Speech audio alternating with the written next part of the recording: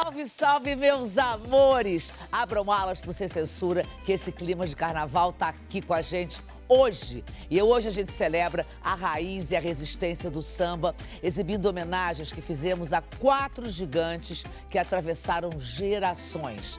Jovelina Pérola Negra, Cartola, Clementina de Jesus e Mestre Candeia. E a gente começa com a homenagem a essa mulher que transformou o pagode em poesia do povo. Jovelina Pérola Negra. Bora ver! Deixa comigo, eu seguro o pagode, não deixo cair. Sem vacilar, sem me exibir, só me mostrar, o que aprendi. Deixa comigo, eu seguro o pagode, não deixo cair.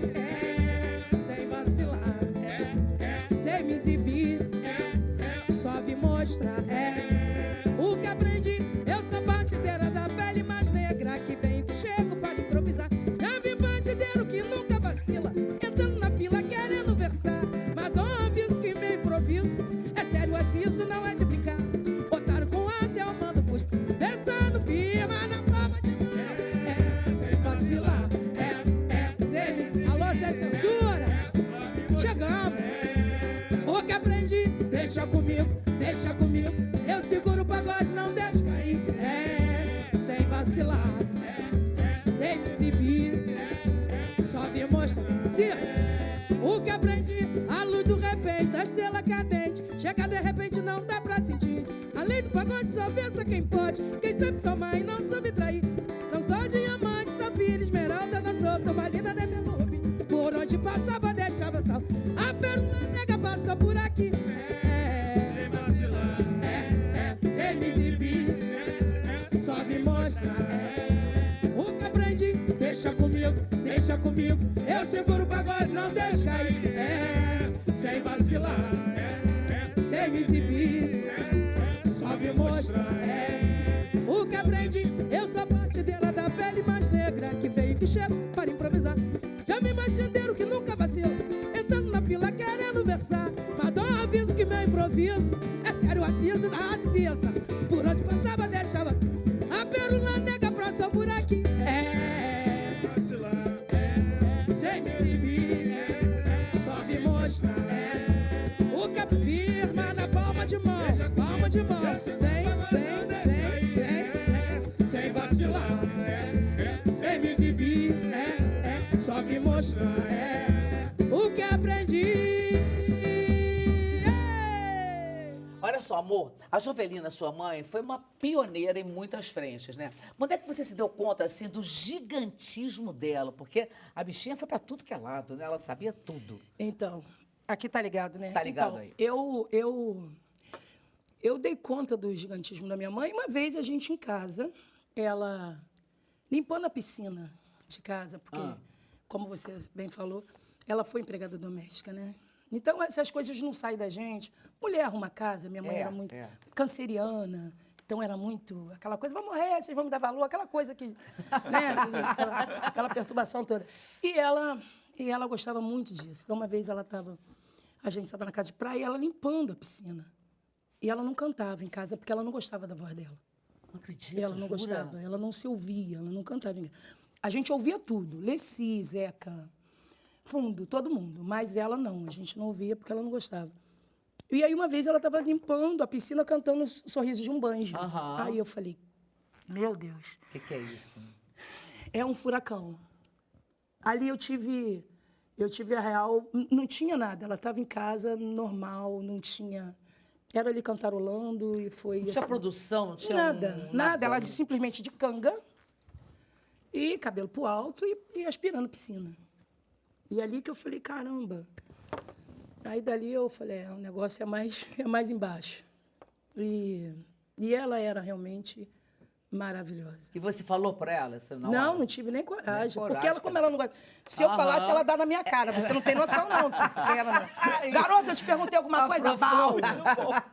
Entendeu? Era um bolo doido meio que assim. Era a próxima pergunta, assim. Como é que era essa mãe? Uma mãezinha carinhosa, assim. Uma mãezinha que dava colinho. Como é que era? Ah, tá, querida. Ah, tá, querida. Ela... Não, era uma mãe extremamente protetora. Muito protetora. Minha mãe gostava muito de criança, né? Ela tinha perdido um filho. Então, esse filho, ela se traumatizou muito. Foi muito difícil para ela. Então, ela gostava muito de criança. Ela tratava a gente, assim, numa super proteção, mesmo, de verdade. Eu e meus 2 irmãos. Mas era muito brincalhona. Minha mãe era uma criança grande. Comprava boneca para mim, mas ela que brincava. A boneca deitava do lado dela. Maravilha, para dormir com ela. Eu ia pegar, não, a boneca, deixa ela aqui, daqui a pouco você vem e pega. Sabe? Era umas paradas meio que assim, era muito protetora. Era muito brincalhona. Era uma criança grande de verdade. Aquela que dá bronca, mas assopra depois em seguida, né? Dá uma bronca, mas dá um carinho dava em seguida, bronca, né? A mão dela, ela não dava bronca, não, batia mesmo. A mão dela pesada pra caraca. E ela só gostava de bater no pulmão, que ela dizia que era pra ficar tuberculoso. Era outro tempo, entendeu? gente. Era Você outro tá entendendo? tempo. Aonde pegar, pegou. É. Entendeu? Essa cena da piscina, você tinha quantos anos? Eu tinha uns 13, 14. E você já tinha noção musical para reconhecer que ela era uma baita cantora? Então, tinha uma noção. Já tinha uma noção, até porque ela já cantava e tal, perere, perere. Porém, eu fiquei muito assustada, de verdade. Eu fiquei muito assustada. E com isso, foi isso que muitas das vezes me embarreirou de eu cantar. Sim. Sabe? Essa cena na minha mente, isso que me embarreirou. Porque ela era tão grande, né? Que você ficou, cara... a minha mente, sabe? Falei, caramba. Assim, surreal. Não dá. Eu tive muito problema no início. Na realidade, eu ainda tenho. Só que hoje um pouco menos. Né? Porque as pessoas hoje já não me comparam. No início me comparavam muito. E, gente, eu achava até covardia. Porque como é que vai? Não tem como. Como que vai comparar? Pois é. Uma pessoa que gosta, que canta Alcione, mas com Alcione. Alcione é única. Leci é única, Jovelina é única, Dona Ivone é única. Então, eu achava até muita covardia e me bloqueava bastante. Mas agora tu já tá na turma mas né? eu ainda tenho... Eu tenho umas pessoas que brigam comigo, Silvana Truva, Pretinho, Binho Sá. Essa galera briga comigo, eu tenho um monte de amigo que briga comigo, que você vai gravar, mas eu ainda tenho... Mas uma hora eu... Mas, pô, Cassiana, você já criou o teu estilo, você já tem a tua história. Então, hoje a galera já me vê. Hoje a galera já me vê. Onde eu vou, a galera já me vê. E o maneiro é o quê? Essa memória afetiva. Porque quando tu vai estar fazendo uma roda de samba, o pessoal chega, nos mais novos, chega, né? Pô, Cassiana, minha mãe, me lembra, canta essa música. Garota Zona Sul, pererê, porque tem aquela memória afetiva do pai, da tia, da avó, da vizinha, que fazia o frango, que antigamente era frango com frango e macarrão. Ela adorava, mas ela adorava cozinhar também, né? Não gostava, Cissa. Não gostava? Tô acertando nada. Não, tô acertando nada. Cissa, ela não cozinhava muito bem. Mas não gostava? Não gostava, mas cozinhava. Porque eu estudei, ela cozinhava bem. O feijão da mamãe era uma feijoada, feijão cotidiano era uma feijoada. Era uma loucura, ela cozinhava muito bem, mas não gostava de cozinhar. Fazia na força do ódio. Mas fazia. E ficava fazendo. Não, esquece. A Elza, eu encontrei com a Elza uma vez, ela falou assim... Elza Soares? O peito de boca que a minha mãe fazia era surreal. Meu pai não quis brigar com a minha mãe por conta do peito. Do peito do boi. Do peito do boi. Do boi, do boi. Do boi, pra ele continuar comendo peito do boi. Isso que é prender pelo estômago. O peito era surreal. O negócio era, entendeu? Não era fraco, não.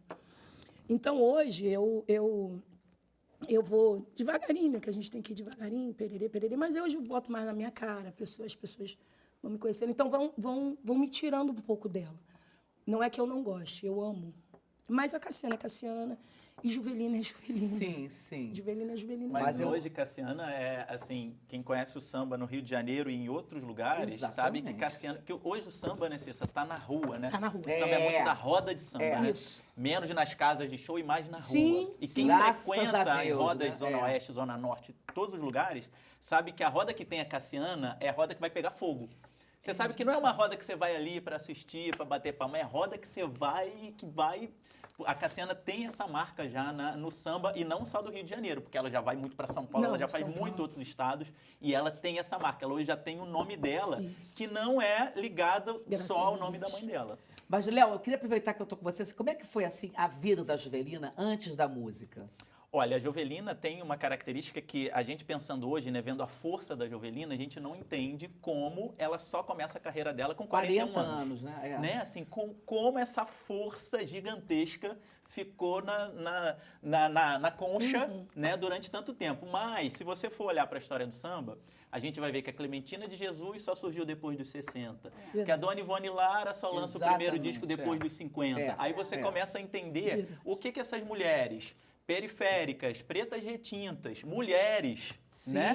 Todas as características que unem essas artistas, porque assim, gente, Clementina, Dona Ivone e Jovelina, qualquer um que bate o olho nessas mulheres vê que são É a santíssima forças da trindade do natureza. samba, né? Você devia olhar com 15 anos e essas mulheres já serem mais. Era uma época, todas nascidas na primeira metade do século passado, era uma época em que essas mulheres não eram criadas para ser artistas, Não. muito menos serem criadas para ir para o samba, que sempre foi um ambiente muito machista e muito masculino, né? Então, assim, a gente começa a entender um pouco por que demoraram tanto a surgir. Então, ela teve uma vida trabalhando como empregada doméstica, trabalhando como babá, lutando ali, e ela sempre falava, é muito bonito, porque em quase toda entrevista que ela falava, ela dizia, eu quero dar uma vida boa para os meus filhos, eu quero dar uma vida melhor para os meus filhos. Ela tinha isso muito presente, assim, né?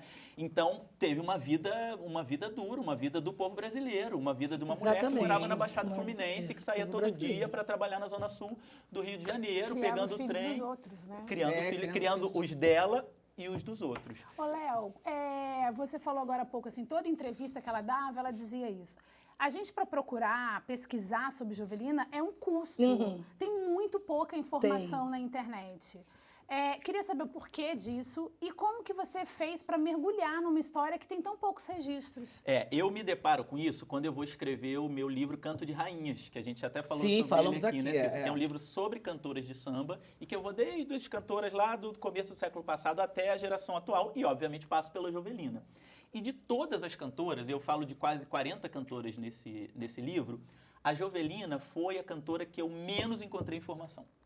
Que eu menos achei... Inclusive tem dados errados, né? Que a gente Exatamente, encontra, né? exatamente. Né? Então, na época do Canto de Rainhas, isso me chamou muita atenção. Eu falei, caramba, eu encontro muita coisa sobre a Alessi, não a obra, eu digo sobre a história dela, né? Da artista. E sobre a Jovelina eu encontrei muito pouca coisa. Escrevi no livro o que eu encontrei dentro daquele mundo, mas aquilo me chamou muita atenção. E eu falei, cara, então essa é uma história que precisa ser contada.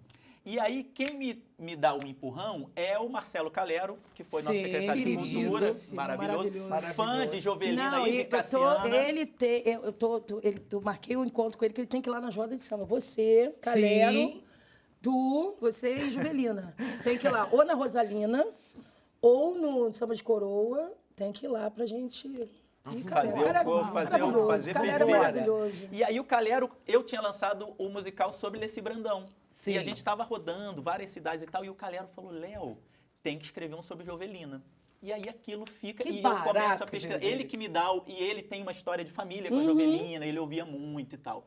E aí eu começo a pesquisar. E aí eu vou naquelas fontes primárias, né? Aí vou no Milton Manhães, que é o produtor que lançou a Jovelina, no Sombrinha, né? No Mauro Diniz, que foi, né, lançado junto com ela, na Elaine Machado, no Pedrinho da Flor, no Adelson, nessa turma toda que fez essa história ali com ela, no Zeca Pagodinho, que foi lançado junto com ela, para entender essa história da Jovelina. E, na verdade, essa história que não foi contada é o mote do espetáculo, do musical, né? Então, na verdade, é o seguinte, a Jovelina está procurando alguém para contar a história dela, então ela diz que primeiro quem tem que contar a história dela é a Clementina de Jesus, que é a ídola dela, a filha dela, a Cassiana, é uma personagem do espetáculo, o pessoal do Cacique, Só que tem uma personagem na peça que é a Dona Cebola.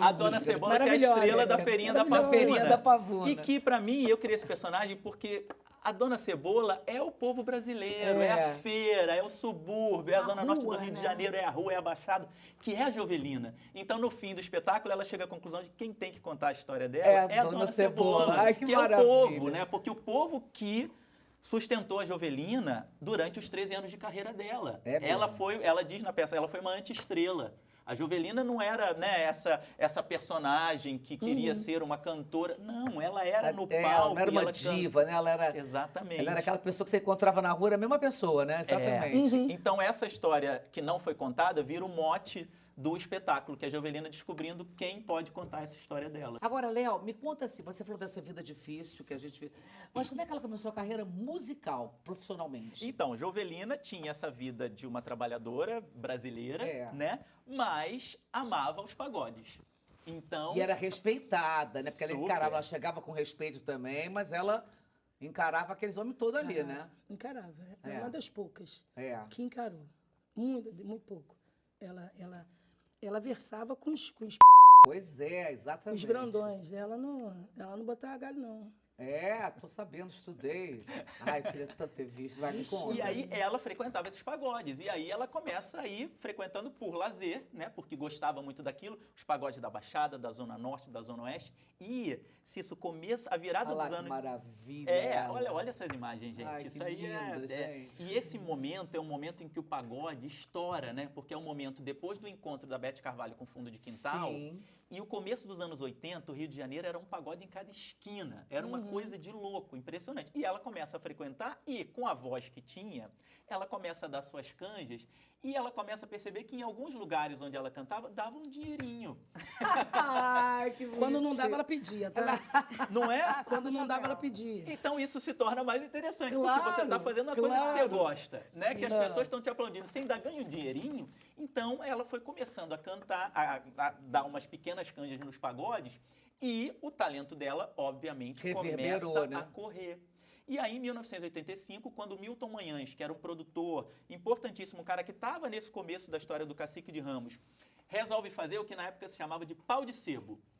Pau de sebo eram uns discos que existiam nos anos 70, 80, hoje tem pouco. Que lançou muitos artistas, que lançou muita né? gente, que eram discos coletivos. Então você pega assim, 5, 6 sambistas que estão fazendo sucesso, dá 2 faixas para cada um, faz um disco de 12 faixas e você lança 6 novos artistas.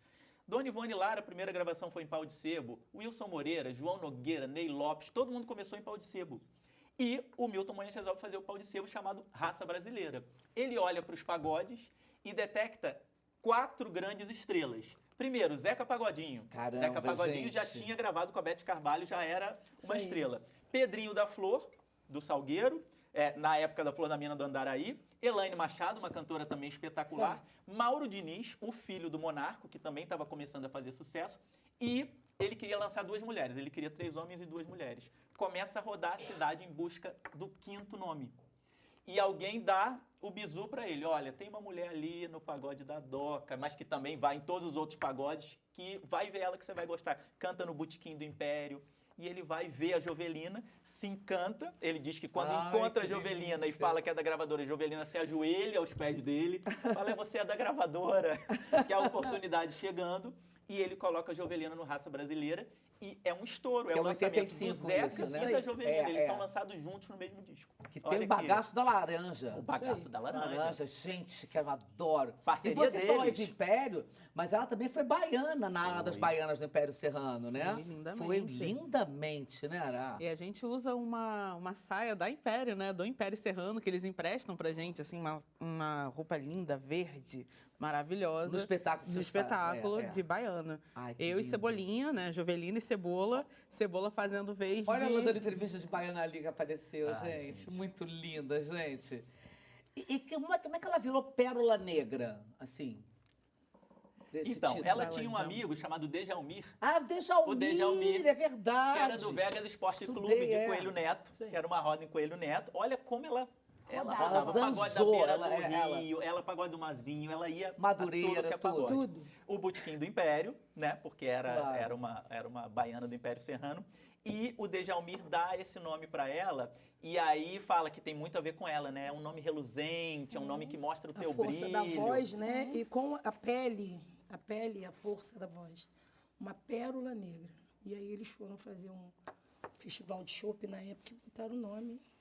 Ô, Léo, você falou rapidamente aí do pagode da Tia Doca. Eu queria que você falasse um pouco da importância desse pagode, porque pela minha pesquisa, parece que Paulinho da Viola a viu também pela primeira vez nesse lugar, né? Sim. E também se apaixonou nessa Sim. mesma época do disco Raça Brasil, né? Essa história do Paulinho da Viola, na verdade, foi o primeiro momento em que a Jovelina surge, porque o Paulinho da Viola vê a Jovelina cantando no pagode da Doca e sugere ela para o programa que o Lima Duarte tinha na TV Globo, Som Brasil. Sim. Domingos de manhã. Domingo de manhã. E aí ela faz uma participação no Som Brasil.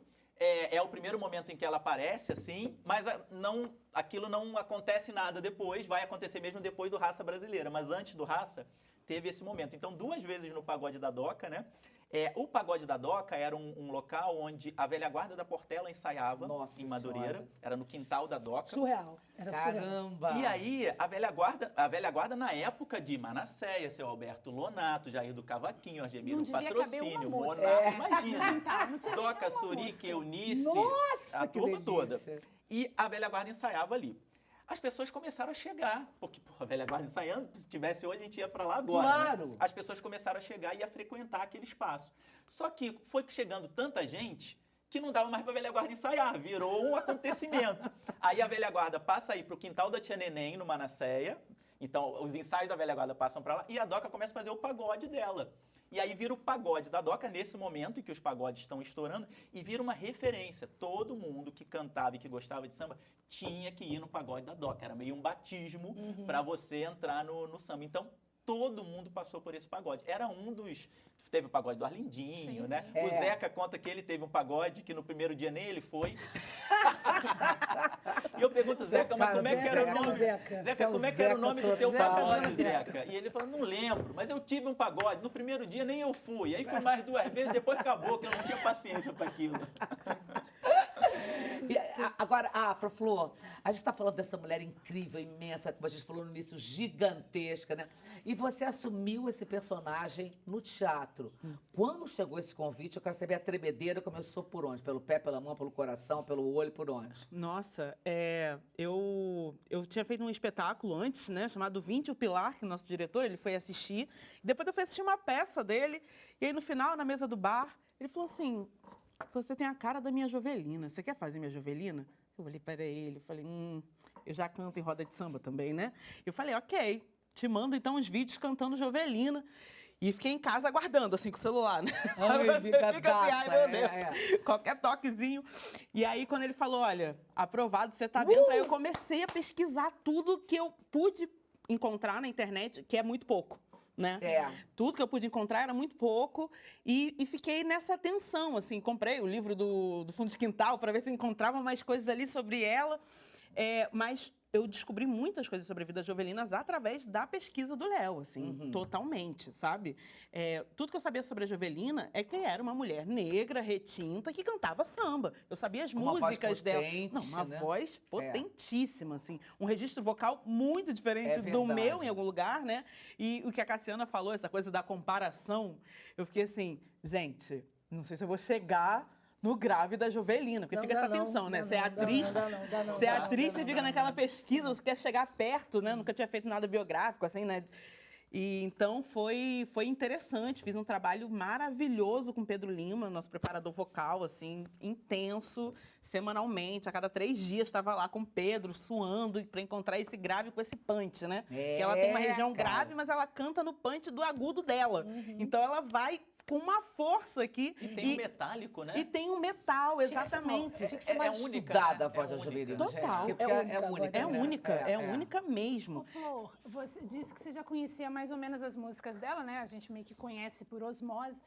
Mas quando você recebeu o convite, que você foi estudar, o que mais te surpreendeu na vida dela? Cara, eu fui ouvindo todos os álbuns, né? Eu fui ouvindo na ordem, assim. E o lado B, que a gente não conhece tanto, eu fiquei muito feliz de ver a Jovelina cantando outras narrativas, porque, assim, O Que Chega, Catatá, é uma música que eu amo, né?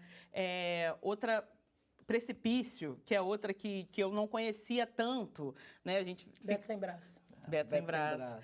Então, eu fiquei impressionada com a interpretação dela, né? Porque ela é compositora, mas foi uma grande intérprete também, né? Cantou muitos outros compositores e ela se apropria muito fortemente, assim.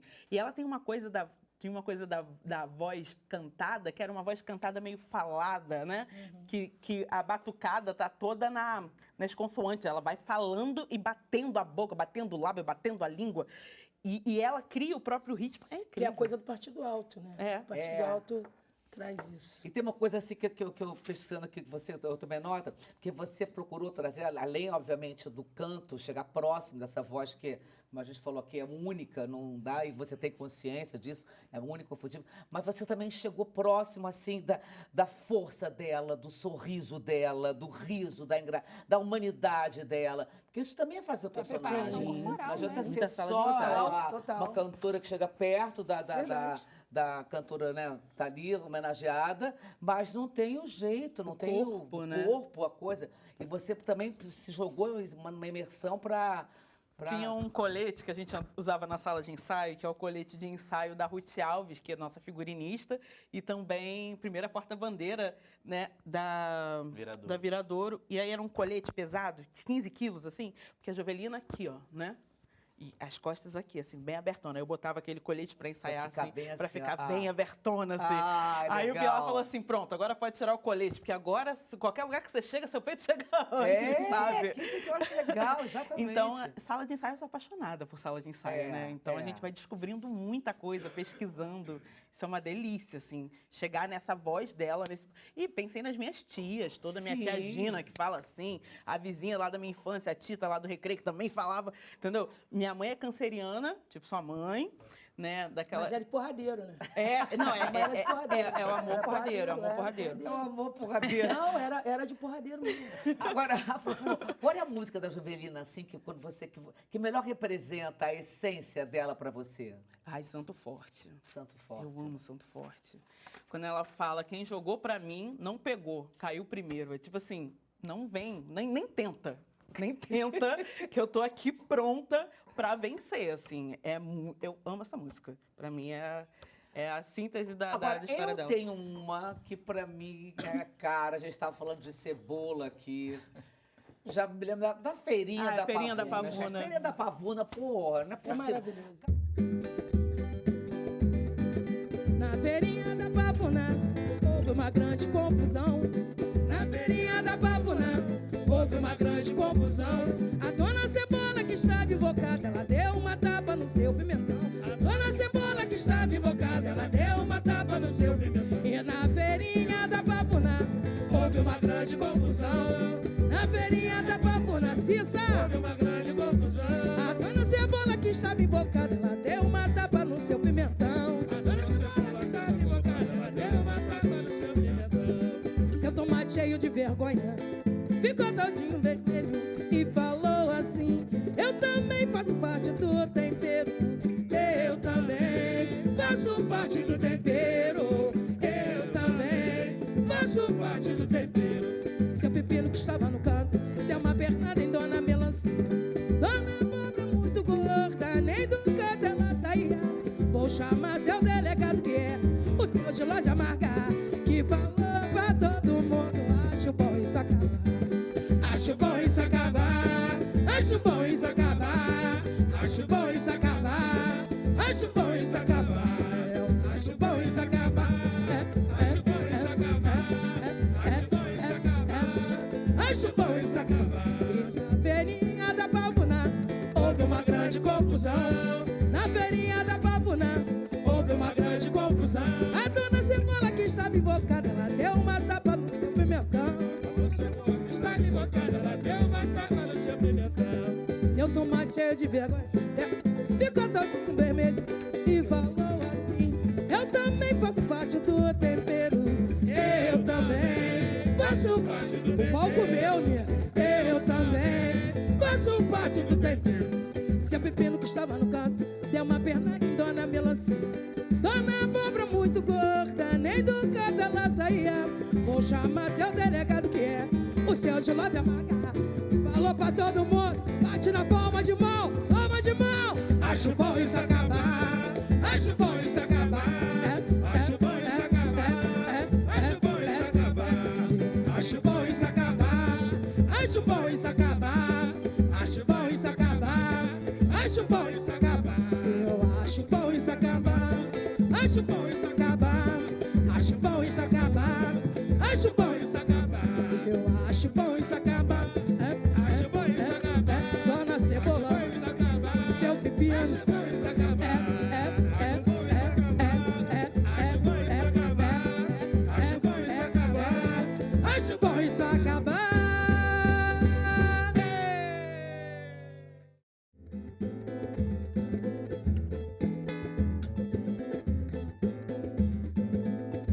Vamos nessa.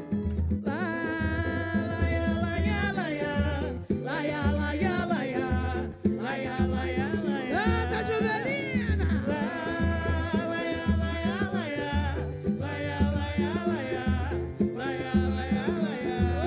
Oba! Samba aqui, samba ali, samba lá, vai!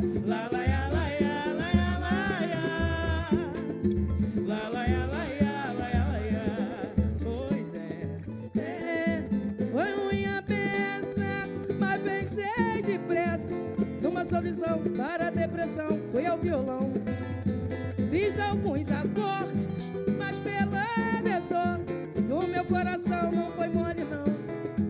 Quase que sofri desilusão, quase que sofri desilusão. Tristeza, tristeza foi assim, se aproveitando pra tentar se aproximar. Ai de mim, se não fosse o pandeiro Paulinho Madeira pra ajudar a marcar meu tamborim, pra ajudar a marcar. E logo eu, com meu sorriso aberto e o paraíso certo pra vida melhorar. Malandro desse tipo que balança mas não cai, de qualquer jeito vai ficar bem mais legal. Pra nivelar a vida em alto astral, pra nivelar a vida em alto astral, pra nivelar a vida em alto astral. Samba aqui, samba ali, samba lá.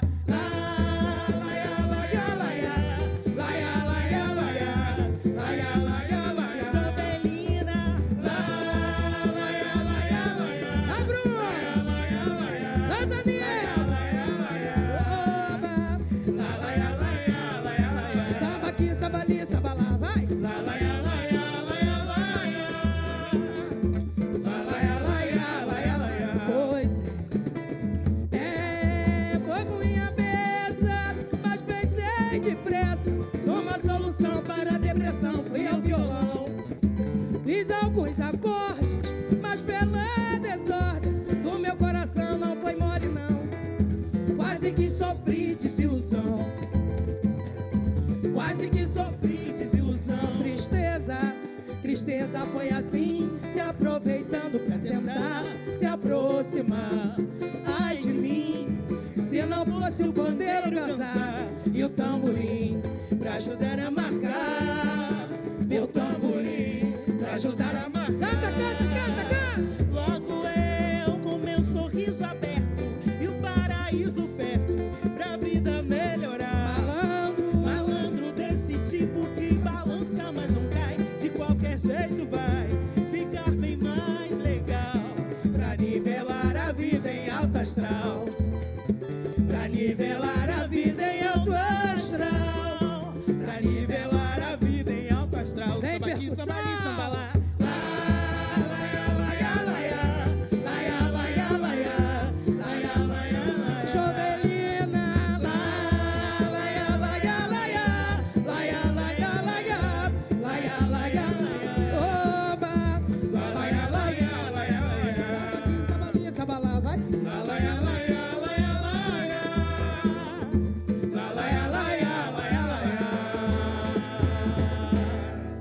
quero saber agora, Léo, assim, dentre os sonhos todos que a Jovelina teve, primeiro, dar uma vida maravilhosa para os filhos, ela tinha um sonho muito grande de ter um disco solo, o famoso disco solo. Temos a foto dela ali, coisa mais linda. Foi o quê? Foi 85 isso? 86. 86. Em 85, ela lança o Raça Brasileira, e essa é uma época... Assim, Raça Brasileira é aquela coletânea, a coletânea, né? O Pau de Sebo, que lançou o Zeca, o Pedrinho da Flor, Mauro Diniz, Elaine Machado e Jovelina. E a pessoa só se sentia artista nessa época quando ela lançava disco. Tinha que ter a cara ali na bolacha, senão a pessoa não se sentia cantor. Então, quando eles lançam o Raça Brasileira, foi esse primeiro passo, só que eles até brincam que no Raça Brasileira não tem foto de ninguém, não tem foto de nenhum dos 5, então, caramba, lançamos, mas não tem a foto.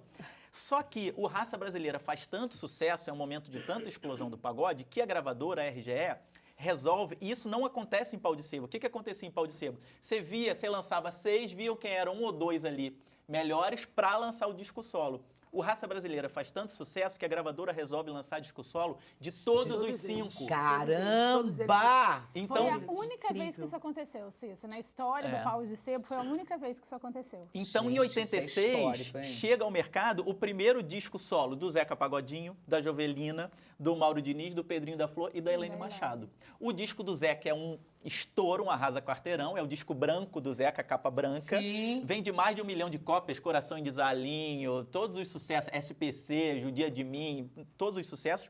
E a Jovelina lança esse disco, dessa foto que a gente estava vendo aqui atrás, lançado em 86, com um dos sucessos grandes desse disco, é o Menina Você Bebeu. E aí é muito interessante perceber também a Jovelina como essa mulher que lança uma música nos anos 80 falando de uma mulher que bebe. A gente tem que pontuar essas revoluções, entendeu? Porque na década anterior, nos anos 70, a Elisete lançou Eu Bebo Sim, Vou Vivendo, tem gente que não bebe e tá morrendo. E tomou muito pau na época de rasgarem disco da Elisete na televisão porque ela estava estimulando as mulheres a beber. E a Jovelina, nos anos 80, lança essa música, que na época ela era revolucionário, e é um sucesso danado. Ela estoura. E você fala que o Zeca Pagodinho vendeu 1 milhão, ok, é um número muito representativo. Mas Jovelina vendeu 200 mil cópias, é disco de ouro, de estreia. Isso é muita coisa. É muita coisa. A Jovelina tinha um outro diferencial também, que é muito importante a gente citar, que é a Jovelina era compositora. E isso também, nessa época, a gente raramente tinha cantoras de samba. A Dona Ivone Lara era, né, o grande exemplo, mas um exemplo solitário. E a Jovelina é autora de Feirinha da Pavuna, é autora de Bagaço da Laranja. Né? A Jovelina tinha obra própria, e isso na época era muito raro. Então ela lança esse disco. É um disco que tem uma polêmica, olhando com os olhos de hoje, né? A capa desse disco mostra a Jovelina com uma figura muito diferente da figura que depois a gente se acostumou a ver a Jovelina. Né? A Jovelina, se você vai ver todas as capas de disco dela, e esse aí é um exemplo, sorriso aberto, sorriso aberto, perucão, brincão, colar, maquiagem, né? Ela era essa figura exuberante que a gente adorava ver no palco. Mas no primeiro disco, eles vão para um lado que é esse que a gente está vendo, é o Sorriso Aberto, que é o disco de 88. E era essa figura. No primeiro disco, ela é lançada com essa figura que remetia ao estereótipo da empregada doméstica. Sem maquiagem nenhuma, um rosto suado, com um lenço na cabeça e um olhar... Não chega a ser triste, mas é um olhar, né? Se você bota essa capa de disco ao lado de todas as outras cantoras da época... Essa foto tá atrás do Léo ali, gente, olha. Exatamente, é essa aqui, Pérola Negra. Inclusive, tem muita informação, desinformação, né, nas redes sociais, falando que nem é a Jovelina nessa capa, falando que é aquela escritora, Carolina Maria de Jesus, eu li isso também. que também tem uma foto muito semelhante quando ela lança, né, Quarto de Despejo.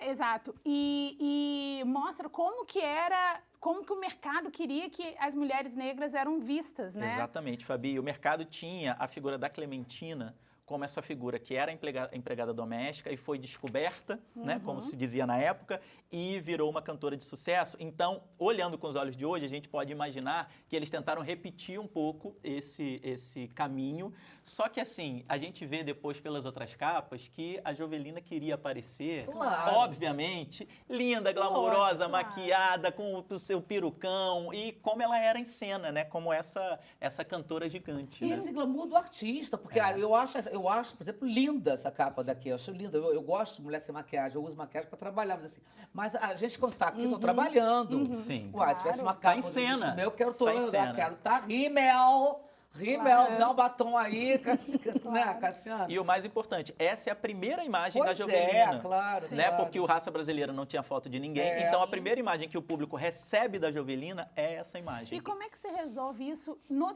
palco? Porque é um disco emblemático, né? Como é que você resolve isso? Então, tem uma cena muito história? bonita, a Flor podia até falar dessa cena, porque é uma cena muito bonita que a gente mostra, e aí, obviamente, é a nossa leitura dramatúrgica, né, desse fato, né, que é a Jovelina chegando para fazer a foto da capa, maquiada e ela chega toda imponente, né? Com aquela capa brilhosa de lantejoula prateada, uma peruca incrível, uma maquiagem absurda, assim. Então ela chega para gravar o primeiro álbum e depois vai fazer a foto. E aí a produtora, ela chama a Jovelina para a sala de maquiagem e tira toda a maquiagem dela. Tira a capa e coloca o lencinho na cabeça. E a Cebola volta e fala, nossa, por que fizeram isso com você no seu primeiro disco, sabe? E ela tava toda glamurosa. Ela ainda fala, olha, me arrumei simplesinha em casa para você caprichar aqui. Ela chega brilhante, assim, bem simplesinha. E aí tiram toda a maquiagem dela para ela chegar nessa imagem.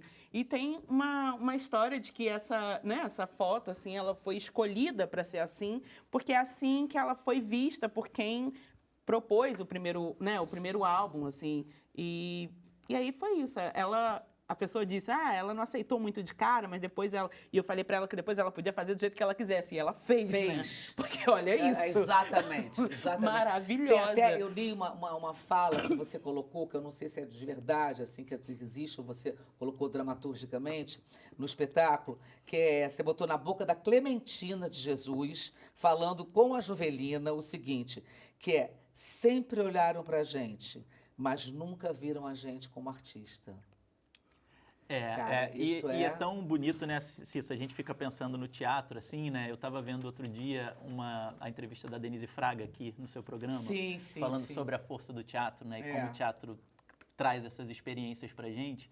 E aí, eu vendo vocês duas, inclusive, me remeteu a quando eu vi a Denise Fraga com A Visita da Velha Senhora, que foi uma peça que me marcou muito. E quando eu vi o seu Doidas e Santas, eu lembrei dessas duas experiências minhas em teatro, como foram experiências marcantes para mim e que mexeram comigo de alguma forma, né? E a gente, nesse espetáculo, a gente tem alguns momentos, e é um espetáculo muito engraçado, né? E muito divertido, e muito pra cima, tá todo mundo batendo na palma da mão. Né? Mas tem alguns momentos muito bonitos. Esse momento da Clementina, quando a Clementina fala sobre, cara, nunca olharam pra gente assim, por isso que a gente não chegou. E tem um outro momento que é muito interessante. Logo, lá no final do espetáculo, a Jovelina fala, a minha história nunca foi contada. E a Dona Cebola fala assim, talvez, se você fosse Jovelina Pérola Branca, a sua história já teria sido contada. E é um momento que a gente vê o teatro rindo. Mas sabe quando ri assim?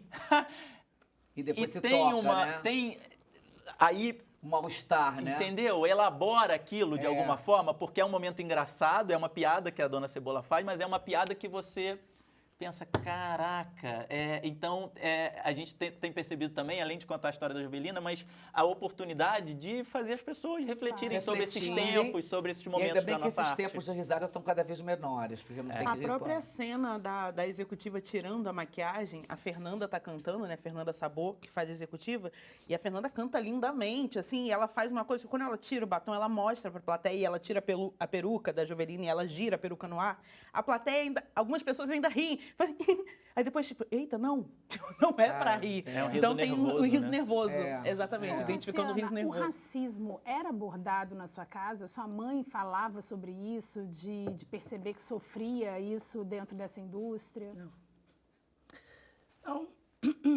Não, minha mãe não... Minha mãe era muito diferente, cara. Ela, se falasse alguma coisa para ela ia revidar. Se fosse para cair no pau, acabou e foi embora. Ela era muito bem tratada pelas patroas, que eram brancas. Mas ela era tratada bem, ela cumpriu o trabalho dela e as patroas cumpriram o trabalho dela. E dentro daquilo ali, elas tinham um sentimento umas pelas outras. Entendeu? De todos eles. Das patroas, dos patrões. Ela precisava do trabalho, e a patroa precisava do serviço dela. E depois que ela virou artista? Bem. A dona Liz ia Ela ia? Ela pedia para ela cantar. Claro. Pra ela, Jovelina, canta pra mim. Aí minha mãe sentava, dona Liz, tem que fazer... Não, deixa tudo. Canta pra mim. Eu gosto de ela no apartamento, pulando pra caramba. E minha mãe cantando pra ela. Não tinha... Sinceramente, não... Não era um assunto que... Não havia. Não é porque não havia, porque não era abordado, para não falar do assunto. É porque no nosso redor ali, as pessoas que pelo menos que eu vivia, eu nunca vi minha mãe chegando falando... fulano foi racista comigo, Beltrano foi racista comigo. Porque levava uma traulitada dela, né? Entendeu? Então, eu acho que ela seria acho que ela não falaria, acho que a porrada ia comer e você saiu no teu prejuízo, eu saí no meu e pronto, acabou. E vambora. Você tá entendendo? Eu acho que era por isso. Então, ela nunca... A gente nunca passou por esses... Pelo menos que eu lembre-se. Eu estou sendo de coração verdadeira. Agora, é uma mulher assim, né, como Jovelina, que todo o Brasil ama, mas tem umas fãs que são danadas, né? Gente, Maria Bethânia é fã de Jovelina, até hoje cita Jovelina, meu Deus do céu. Dona Jove. Dona Jove. Quem não é fã de Maria, não é fã de ninguém. Exatamente. Você é louco. Alcione, fanzaça, Maria Bethânia é top do top. E a Alcione conta essa história icônica, né? Que tava lá quietinha e tal, com o telefone, a Maria Bethânia, vamos lá no Terreirão do Samba, ver Jovelina. E Alcione para Maria Bethânia, o que eu vou fazer lá? Vamos ver Jovelina. E ficou até 4 da manhã vendo Jovelina, né? Vamos ver Dona Jove versar. Essa é lindo, né? Vamos ver Dona Jove versar. E a Alcione querendo ir embora, e Maria Bethânia não, que ainda não acabou. Ela gravou, minha mãe, ela teve uma música que a minha mãe gravou. Água de Cachoeira, né? Água de Cachoeira. Ela gravou na música da Jovelina. E fica pensando assim nas novas gerações, eu fico pensando assim, o que você gostaria, falou, que ficasse da Jovelina para os jovens? Nossa, a força feminina, né? Exatamente. A força para as mulheres, assim. Foi muito curioso, durante toda a temporada, iam muitas jovens, assim, e elas assistiam, aí vinham na semana seguinte com a mãe, aí depois vinha trazendo a mãe uma avó, e as mães e as avós vinham sempre, era muito curioso, com uma peça de oncinha. E aí, uma vez, uma senhora me parou assim, não, eu vim assistir o musical da minha amiga Jove, que ela falava minha amiga Jove, que eu ia a todos os pagodes, e a Jove usava roupa de oncinha. Ela mesmo. Né? E ela mesmo fazia as roupas dela. Ela, maravilhosa. E aí, elas com roupinhas de oncinha. Toda semana tinham mulheres com roupas de oncinha. Gente, que genial, fantásticas. Cara. E aí, uma outra história muito legal foi um casal que chegou lá no final do espetáculo. O rapaz do casal, né, o homem, ele chorava, ele não conseguia falar comigo, ele soluçava, pediu para eu tirar uma foto com o figurino, porque eles se conheceram num pagode que a Jovelina cantava. E aí eles começaram a namorar e o rolê do namoro deles era seguir a Jovelina nos pagodes. Então, assim, ela foi trilha sonora do casamento deles até hoje. Ela é trilha sonora. Olha que barato. Então, assim, eles estão casados há anos, há mais de 20 anos, não sei. E apaixonados, assim, ele chorava, emocionadíssimo, ele me abraçava, emocionadíssimo. Cada história é maravilhosa, uma senhora de bengala que jogou a bengala para dançar. Jove continua sendo a playlist do casório, né? Total. Ela é luxo na casa das pessoas até hoje. Claro, no Brasil inteiro. Pretinho, tu tá ligada nessa, né? Tá ligado. Essa é quebradeira. Ai, ai, ai, ai, auê. Ai, ai, ai, ai, auê. Ai, ai, ai, ai, auê. São Pedro abriu a porta e fez chover. Ai, ai, ai, ai, auê. Ai, ai, ai, ai, auê. Ai, ai, ai, ai, auê. São Pedro abriu a porta e fez chover. São Pedro abriu a porta e fez chover, uma tromba d'água caiu, pingos grossos foram pêsames por um dos nossos que partiu. Derramaram tantas lágrimas, foram tantas lágrimas, muitas lágrimas, daquela covardia que se vê. Se ligue na convivência dos animais irracionais, na vivência dos racionais. Se ligue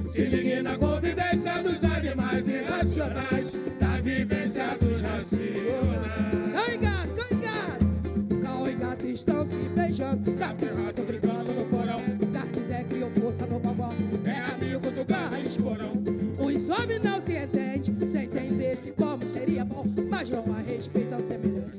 E pouco amor no coração. Se eu quiser me jogar, se eu quiser me jogar no precipício, você deixa. Ai, você deixa. Se eu quiser me jogar no precipício, você deixa. Ai, você deixa. Tem aqui travado meus impulsos. E depois não importa a queixa. Se o defeito diferente vem me ver, jamais contigo fiz. O besouro voou no espaço e caiu. Sei lá quem mandou, sei lá quem mandou, sei lá, mas alguém mandou, sei lá, olha lá quem mandou. Inocentemente o vento entrou na dança dessa dor. Quem entra no circo por baixo da lona só pode se dar mal. Mas agora a vaca foi pro bem, se perdeu no lamaçal. Os porteiros prenderam a ré pra mim, firma na palma de mão. Se eu quiser me jogar, se eu quiser me jogar no precipício, você deixa. Quebra, pretinho. Mas você deixa. Quebra. Se eu quiser me jogar no precipício, você deixa. Ai, você deixa. Quebra. Ai, ai, ai, ai, Cauê. Ai, ai, ai, ai, Cauê. Ai, ai, ai, ai, Cauê. Firma, firma, firma, firma. São Pedro abriu a porta. Ai, ai, ai, ai, Cauê. Ai, ai, ai, ai, Cauê. Ai, ai, ai, ai, Cauê. São Pedro abriu a porta e fez chover. São Pedro abriu a porta e fez chover. São Pedro abriu a porta e fez chover.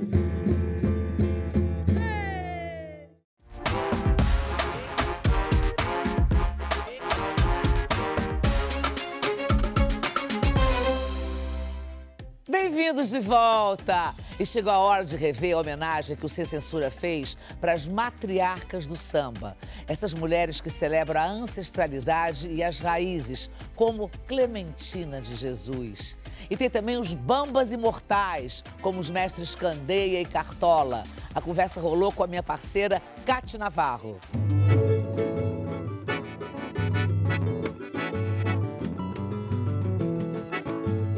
Um sorriso negro, um abraço negro, traz felicidade. Negro sem medo, fica sem sossego. Negro é a raiz da liberdade. Um sorriso negro, um abraço negro.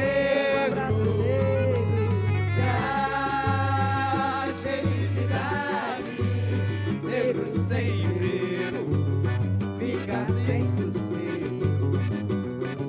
Negro é a raiz da liberdade. Negro é uma cor de respeito. Negro é inspiração. Negro é silêncio, é luto. Negro é a solidão. Negro que já foi escravo. Negro é a voz da verdade. Negro é silêncio. Também a saudade, um sorriso negro, um abraço negro, traz felicidade. Negro sem emprego, fica sem sossego. Negro é a raiz da liberdade.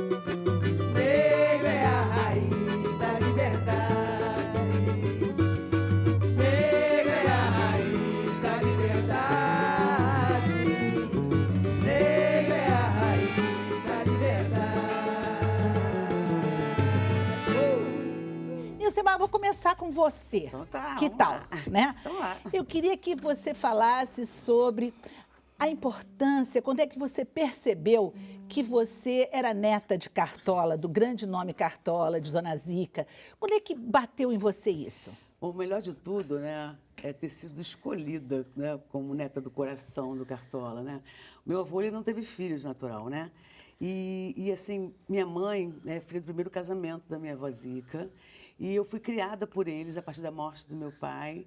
E eu fui assim, eu entendo assim, minha relação com meu avô um pouco de ter completado aquilo que ele não pôde ter, né, na infância, acesso a estudo, né? Então assim, eu acho que ele foi a pessoa que forjou a mulher que eu sou hoje, né?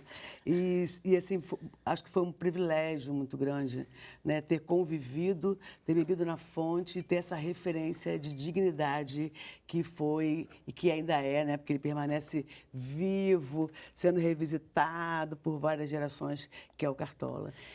A gente tem uma surpresa para você, que é uma foto tão linda. Vamos ver? Vamos ver. Queria tanto que você comentasse. Vamos lá? Vamos dar uma olhadinha? Ah, olha sim. essa foto. Vamos contar aí quem é quem? Diz pra gente. Então, ali meu irmão, Pedro Paulo, né, minha avó Zica, à frente da casa, né, que eles moraram lá atrás, na Mangueira. E essa foto é uma foto de infância, isso euzinha aí com as bochechinhas. Muito afetiva e que vale lembrar, né, nossas origens e aonde a gente pôde chegar. Então, me emociona porque se eu hoje sou uma doutora, né, eu tenho mestrado, doutorado, eu devo a esse homem essa história, né, que me moveu para chegar onde eu cheguei. Né? E ser o que eu sou, trabalhar o que eu faço, né, sou uma ativista ferrenha, porque exatamente na hora que você visita essa história, visita todo esse processo, né, que a gente, da forma como fomos colonizados, da forma que fomos abandonados, essa resistência com dignidade, acreditando na sua força, na sua potencialidade. Então, isso foi mexendo, porque eu tenho várias profissões assim, na minha vida, porque a cada desafio, né, eu tinha que estar provando que vim. Então, essa foto, ela lembra dessa origem, mas ainda é atual, infelizmente, né? Saber que esse cenário não terminou. E saber dessa força, né, de nós, povo negro brasileiro, né, mais de 54% da população, capaz ainda de resistir, de existir, né, de fazer diferença.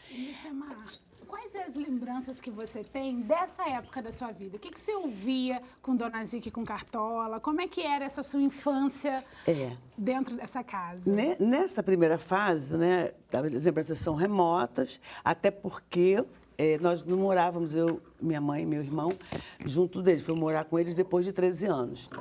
E toda vez que íamos visitar, era aquela recomendação, olha, seu avô pode estar compondo, não faça um barulho, né? Então era aquela, oi, vô! Né? E não poder querer incomodar. Mas depois, né, nessa fase já de 13, morando com eles, né? Eu tenho o privilégio de ser testemunho de muitas músicas que ele foi compondo com os parceiros, porque a forma dele não parar era sentar aí e vai escrevendo aí para mim, né? Então eu virei escriba, né? E até hoje guardo esses manuscritos. Aí depois ele me deu uma máquina de escrever, me colocou na curso de datilografia naquela época, né? É verdade. Não, e aquele curso que botava um papel assim que você não podia enxergar as teclas. Aí, hoje, olhando, né, Wagner, para esse processo, eu falei, gente, porque aí eu começo a datilografar, aí sai aquele manuscrito, né, com aquela letra dele linda. Então, foram momentos, assim, muito importantes. E ainda lembro da década de 60 do Zica Cartola. Eu me lembro assim, a gente ia lá durante o momento que eles estavam preparando, minha avó na cozinha, preparando as comidas, né? Tinha um corredor grande do salão, né? Então, me lembro de correr ali. Mas depois da noite não, né? Da noite dos eventos não. Mas desse preparo, né? Nesse começo, essa montagem, né? Foi um privilégio ser testemunha desses momentos e que são afetivos e que assim, vão, né, direcionando tudo que eu faço. A gente está ouvindo você falar e foi tão bonito você se emocionar, porque é isso mesmo, né? A nossa memória afetiva nos leva a muitos caminhos. Selma, eu queria saber agora de você. Quando você ouviu, né, aqui a Nilcemar falando, quando você volta no tempo, o que você lembra de Candeia? Eu lembro da dificuldade, né, que ele passou em certos momentos da vida, quando coisa, e nós éramos crianças também nessa época. Mas me lembro agora que ela estava falando desse encontro, lá no Zicartório, eu lembro quando ele levava a gente para passeios no parque, quando ele estava andando, ele ainda podia andar, né, se locomover. Então, ele sempre foi muito presente na minha vida do meu irmão. E ele sempre fazia passeios com a gente. Eu conheci Vista Chinesa, ia para Paquetá, e toda semana. E naquele tempo tinha uns tal de uns piqueniques. Os piqueniques, Então, ele, além de nos levar para os sambas, né, na quadra de Portela, da Portelinha, ele sempre levava a gente para passeio. Olha só. Sabe, para conhecer o Cristo, para ir para... Na época, passava pela Barra ali, que aí subia aquela estrada, não sei se é Joá. E não tinha nada ali, era só mato. Mato. Aí ele subia aquilo ali tudo, aí parava em Pedra de Guaratiba, Barra de Guaratiba, né? Imagina, aqui era muito longe até, né? Agora, Selma, olha só, você pensa que é só Nilcemar? A gente também tem uma foto para você. Vamos ver? Vamos voltar? Lá. Lá, um dos passeios. Isso é um dos pra lá. Eu com meu irmão, ele levando a gente na quinta.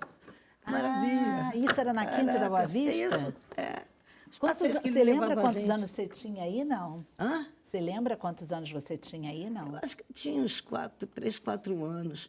Que ele tinha uma máquina para tirar foto, aí ele programava a máquina e a Chica e falava, Selma, fica quieta. E eu não parava, eu não ficava quieta mesmo. Aí ele mandava, quando eu falo para você rir, aí quando ele botava a máquina e vinha correndo.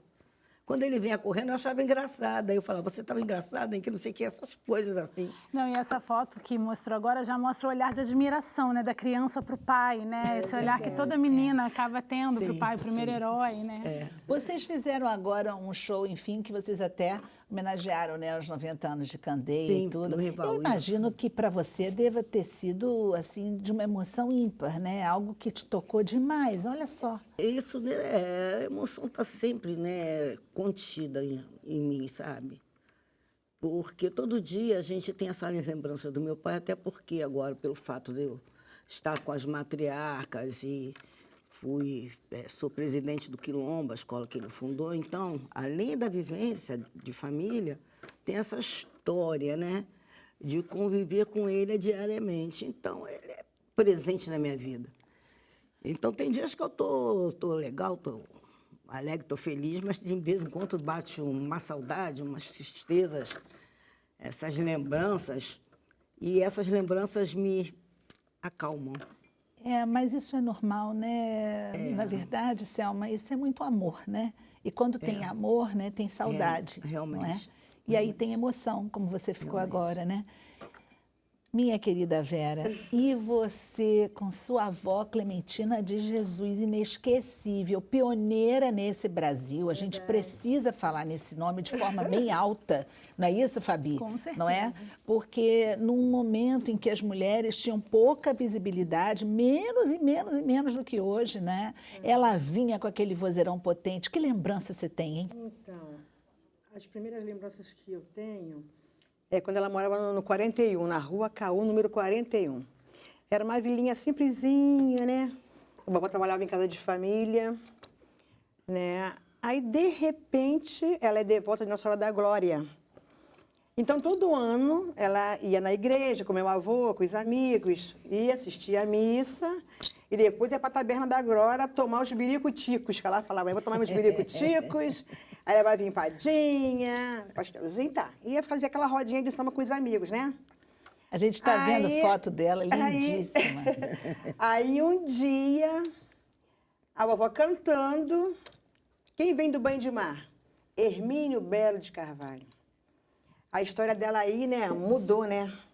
Deu assim um giro de 103, sei lá quantos graus, mas foi uma coisa assim fantástica. Ele passou, viu, avistou ela, ouviu a voz, que ele costuma falar que ele não descobriu Clementina de Jesus. Ele tinha o ouvido, né? O ouvido que escutou aquela voz diferente, né? O que é muito bonito, que né? é muito porque bonito, as pessoas que eu têm costumo, essa coisa de quero descobrir. Isso, ele não, que eu costumo dizer que é uma voz entre África e Brasil, né? Eu acho que sai das entranhas da terra, sabe como? Uma voz forte, potente e singular. É muito ligado de onde ela veio, né? Isso. Que é um lugar que você tinha ali, É um verdade. reduto jongueiro. De Jongueiro, ela veio lá de Valença, né? Tem toda uma história em redor disso. Ela ia com a mãe dela, que tinha, atrás da casa dela tinha um córrego. Então, todo mundo lavava roupa ali, né? As mulheres dali do entorno, né? As lavadeiras, né? Então, ela ia ajudar a mãe dela e ali ela ouvia, né? As cantigas, né? Os lunduns, os jongos. E nisso ela foi aprendendo. E guardou aquilo com ela, aquelas lembranças, né, afetivas, ela guardou aquilo com ela. Aí, num dia desse que eu estou falando, o Hermínio passa, ouve aquilo tudo e se encanta. Lógico. Né? Só que, não sei o motivo, naquele dia ele não parou. Ele foi embora e mandou o Léo, se eu não me engano é o Léo, que era um amigo dele, levar para ela um buquê de rosas. Aí chegou lá, que é isso, meu filho? Tá me cantando? Meu marido tá aqui, meu marido tá aqui, meu marido tá aqui. Aí pega, aí o Léo faz o convite a ela em nome de Hermínia, aí explica tudo direitinho para ela, tá, não sei o quê. Aí tá bom, nisso se passaram quase, acho que uns 6 meses, né, sem aquele contato direto. Aí um dia ela no Zi Cartola, né, que do avô de Nilcemar e da avó Zica, a vovó tá lá, né, que lá é um encontro de pessoas da música, né, do samba, compositores e tudo mais. E aí, quem tá lá? Minha avó tá lá. Daqui a pouco quem chega? Hermínio. Ele falou, dessa vez... Você não me escapa. Não me escapa. Aí começaram a conversar, trocar ideias e tal. Aí ele convidou para que ela fosse na casa dele, né? Para aquele que tinha um projeto, tá, não sei o que, ela aceitou. Mas meu marido vai, né? Pé grande vai, né? Aí, ela, não, pode ser para levar sim, a senhora pode e tal. Aí foi a primeira vez que ela se ouviu cantando. E quando chegou na casa do Hermínio, estava lá quem? Olha, Paulinho da viola, Nescarzinho do Salgueiro, Jair do Cavaquinho, Elton Medeiros, tem mais outro. Ai, meu Deus, Nelson Sargento. Você falou em Pé Grande, é o Albino Pé Grande, né? É, meu avô. O seu avô, marido de Clementina, né? Albino Pé Grande. E cabe destacar que esse espetáculo, na verdade, esse encontro resultou num espetáculo que se tornou um Roda de Ouro. histórico, que é o Rosa de Ouro. Roda de Ouro. É espetáculo esse aí que... Aí a vovó chegou, olhou aquilo maravilhada. Aí o Hermínio já chamou na intimidade de mãe, né? Ô mãe, grava aqui. Aí deu um gravador para ela. O que é isso, meu filho? Ah, é um gravador. Ah, tá bom. A senhora vai se ouvir aí. Ah, tá bom. E ela ficou maravilhada. Ela ficou encantada e falou, meu Deus, eu estou me ouvindo cantando. Que não sei o quê. Aí, nisso, aí surgiu, né? No primeiro momento, o Hermínio chamou ela para fazer um musical com Turíbio Santos, né? Não tinha nada a ver uma música com a outra, mas foi aquilo e deu certo. Aí depois, no segundo momento, aí vem o Rosas de Ouro, que era a Clementina de Jesus, era Cicortes, Clementina de Jesus e os 5 Crioulos. E foi um sucesso na época, né? Virou uma referência, né, de espetáculo, é considerado um dos mais importantes e emblemáticos espetáculos da história da música brasileira. Ô Wagner, a gente ouviu aqui as 3 falando, né? Logicamente que foram momentos de afeto que elas falaram aqui, de lembranças fortes para elas. Mas para o Brasil, enfim, esses 3 nomes que nós estamos citando aqui, o que eles representam? Eu acho que são 3 nomes que trouxeram, acho que uma consciência plena da importância de quem somos do ponto de vista da identidade cultural, da nossa identidade cultural. Essas mulheres aqui, elas estão resgatando e preservando a memória, né, daqueles que foram pioneiros, né, nesse processo de construção evolutivo da música popular brasileira. Existe um conceito muito equivocado de que o samba é um gênero menor, né? A gente vê em várias circunstâncias, inclusive, artistas ligados ao gênero reclamando de cachês, né, por conta de alguma questão ou outra. Inclusive, muitos artistas, às vezes, se recusam a levar o estigma de sambista, porque eles consideram esse estigma ou, né, algo reducionista. A Clara, por exemplo, ela não gostava de ser chamada de sambista, como outros também não gostam. E eles três, Clementina, Candeia e Cartola, eles levantaram essa bandeira do samba e falaram: nós somos tão importantes quanto todos os outros que estão relacionados a gêneros afins. Porque no fundo, Kátia, assim, tudo começa a partir do samba. Né? Se nós temos hoje uma cultura musical, nós devemos, assim, muito ao samba. O samba é o gênero primeiro, é o gênero matriz de tudo. Agora, Wagner, eu quando apresentei, né, comecei a apresentar o programa, falei sobre a questão da visibilidade, né, destas mulheres e como a Clementina trilhou um caminho, enfim, Jovelina Pérola Negra, a gente tem Dona Ivone Lara. Queria até que você comentasse por que essa força delas foi tão importante para quebrar isso. Por que a gente tinha essa invisibilidade tão grande, maior? Porque, na verdade, havia um estigma de que mulher não vendia discos. Ali no período da década de 1970. Né? A Clara foi a primeira mulher que rompeu com esse estigma. Clara Nunes. Clara Nunes. A Clara foi quem deu a possibilidade de Dona Ivone Lara ser conhecida no mercado fonográfico com o Alvorecer. Então, o mercado era absolutamente machista, misógino. Né? E as mulheres não tinham essa oportunidade.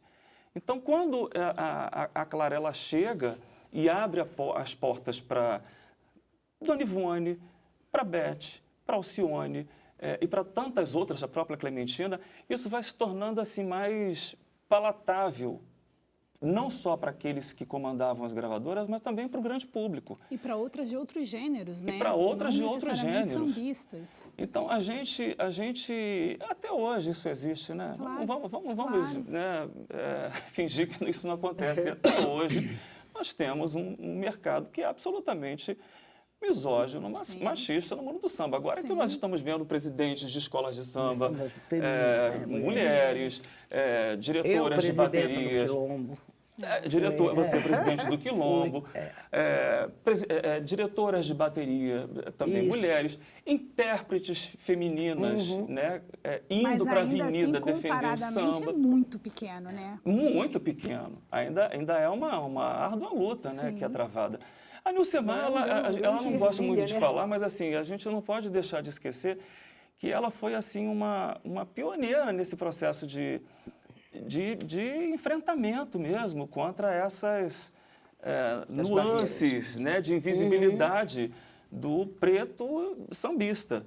Né? Antes de ter o Museu do Samba, do qual hoje ela é diretora, havia o Centro Cultural Cartola.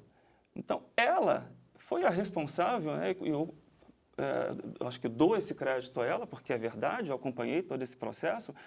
Ela foi e continua sendo aquela que inspira tantas outras famílias, tantos outros herdeiros do samba, né, a levar adiante o legado dos seus antepassados. Ah, inspirou você também, né? Ela me inspirou. Inspirou-se, ela inspirou a Vera. Depois que eu comecei a tomar a frente do Quilombo, meu sobrinho falou: tia, vamos procurar Nilcemar. E nós éramos amigas desde 14 anos de idade. Olha só. Né? Que nós somos amigas desde 14 anos de idade, tivemos o primeiro carro, estudamos não nas mesmas escolas, mas cada uma no Meu avô saiu de Mangueira, foi morar em Jacarepaguá, né? E o grande Cicerone era Candeia. Entendi. Aliás, deixa eu fazer uma pergunta para o Wagner ainda. Você tocou num ponto sobre representatividade, né, num país como o Brasil. A gente fala muito, principalmente fora do Brasil, o samba é a cara do Brasil. O que isso representa na prática, quando a gente diz que um gênero musical é a cara de um país? Eu acho que nós temos assim duas questões que precisamos assim tratar de formas diferentes. Porque o samba que as pessoas conhecem lá fora, e a gente teve recentemente, por incrível que pareça, estivemos todos na França, tem 2 semanas, elas foram para Toulouse. Do aeroporto direto para o Sem-Censura. Praticamente isso. Elas estiveram em Toulouse, fizeram uma residência linda, um projeto desenvolvido por franceses apaixonados por samba. Né? E eu fui a Paris dirigi um projeto, né, no Carreau de Temple, com a Surica, o Jongo da Serrinha, Richa e Luísa Dionísio. A ideia que as pessoas têm do samba lá fora está muito relacionada ao carnaval, né? Ainda há uma coisa muito caricatural da nossa cultura do samba. Samba é uma coisa, escola de samba é outra. Né? E desfiles de escola de samba é uma terceira. Então, quando nós fomos para lá, nós buscamos exatamente assim, levar o que há de mais genuíno, do ponto de vista da representatividade dessa nossa identidade. E tem um desafio que também é para o brasileiro, né? Da sua pergunta, a gente sabe assim, que a principal referência cultural deste país é o samba e o futebol. Né? A questão, como vai estar colocando, de como é visto esse samba lá fora. E internamente, é por isso que quando a gente, quer dizer, quando criamos os antes, depois eu explico por que o Centro Cartola e por que depois ele passa ao Museu do Samba. Mas o outro desafio é nós brasileiros temos como referência identitária cultural o samba e também não conhecemos o que é o samba. Exatamente. Né? Pensar o samba somente como gênero musical, pensar o samba também como carnaval. E não como uma forma de expressão cultural. Né? Então, isso faz muita diferença.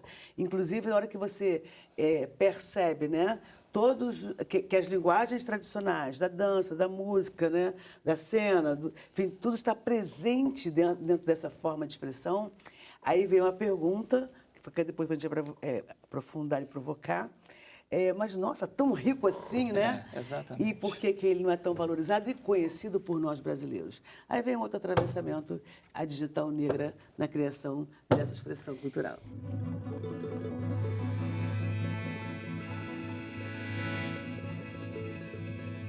Mas eu não sou daqui, marinheiro sou. Eu não tenho amor, marinheiro sou. Eu sou da Bahia, marinheiro sou. De São Salvador, marinheiro sou. Mas eu não sou daqui, marinheiro sou. Eu não tenho amor, marinheiro sou. Eu sou da Bahia, marinheiro sou.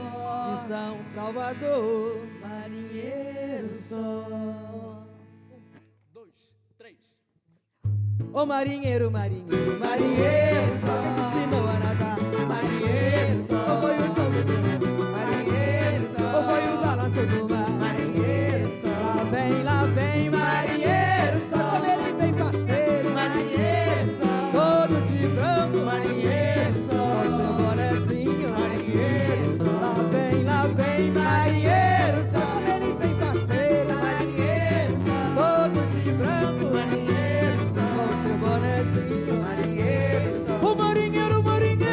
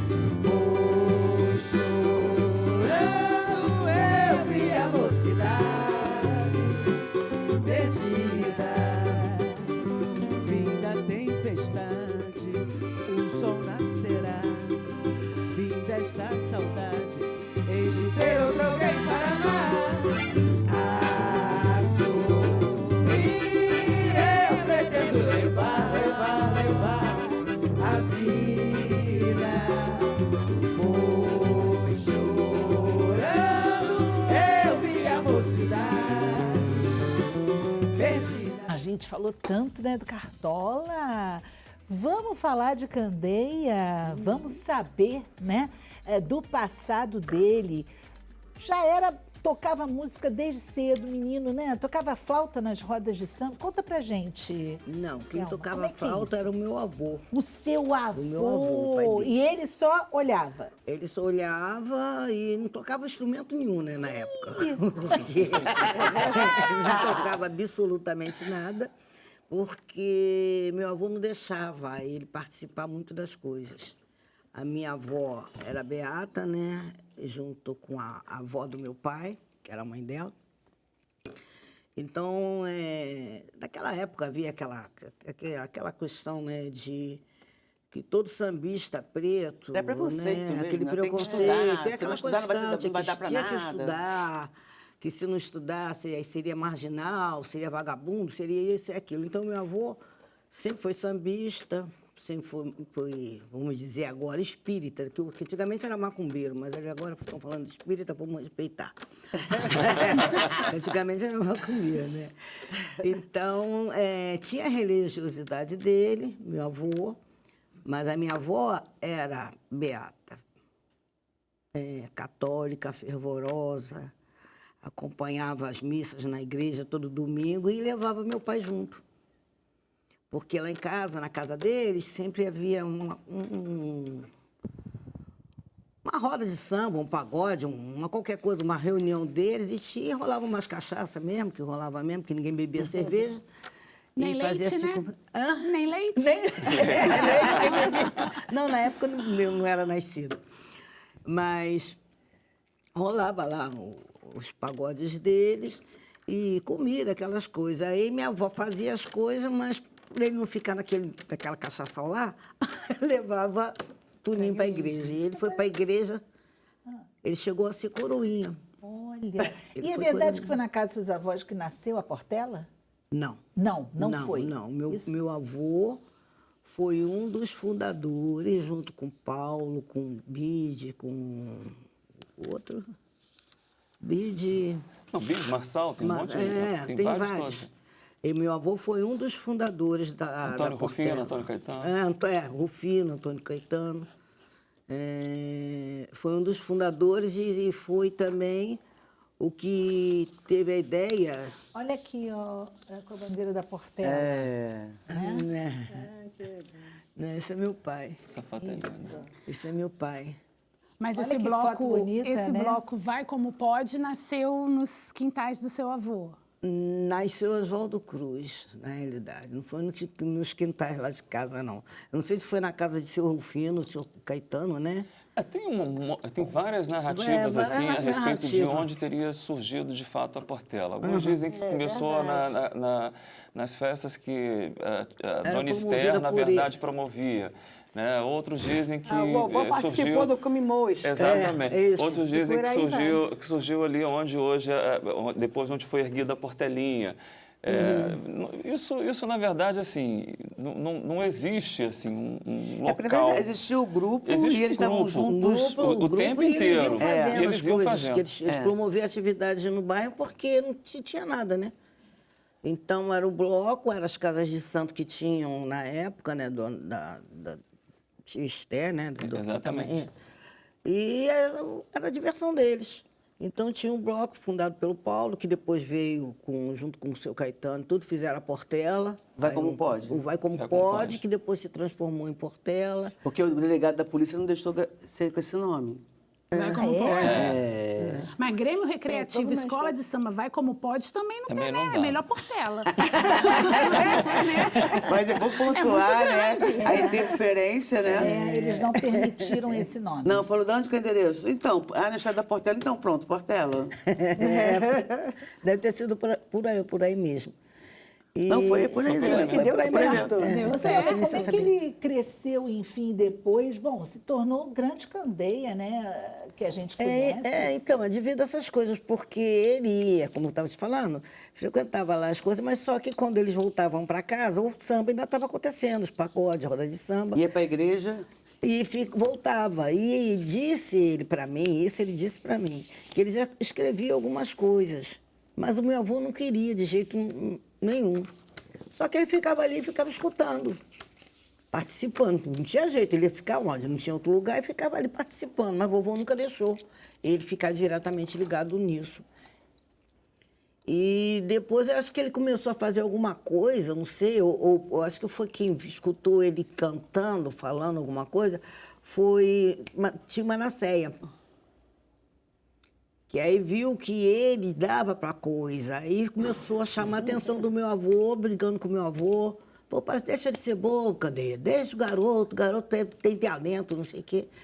E aí ele foi sendo convidado. Ele foi convidado a compor, fazer um samba lá com Manasséia. Deu um tema e ele fez um samba. Candeia, ele compõe o primeiro samba na Portela aos 18 anos. Ele foi 4 vezes campeão. Logo ali no início, meados da década de 50. Então, assim, ele já entra para a escola com assim, consagrado, como um grande compositor. Foram 4 vezes 4 sambas de enredo, assim, seguidos.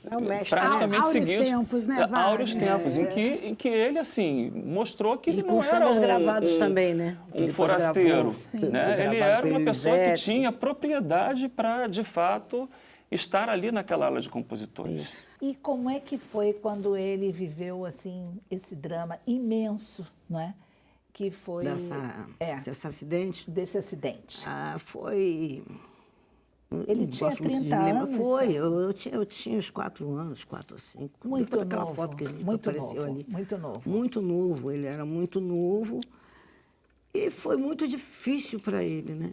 Que um homem que tinha aquela atividade toda, aquela vitalidade toda, fazia samba. Meu pai, ele fazia... Mas foi uma briga? Hã? Uma briga? Foi briga?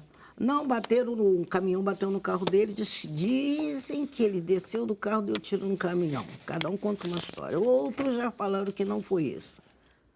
Que ele desceu para se falar com o cara e pegou o cara e acho que deu uns tapinhas no homem. Tapinha? De leve. Isso está sendo revelado. Isso está sendo revelado num livro. Todo mundo faz isso, né? Claro. Eu não vou contar, mas isso está sendo revelado no livro. Wagner sabe de tudo.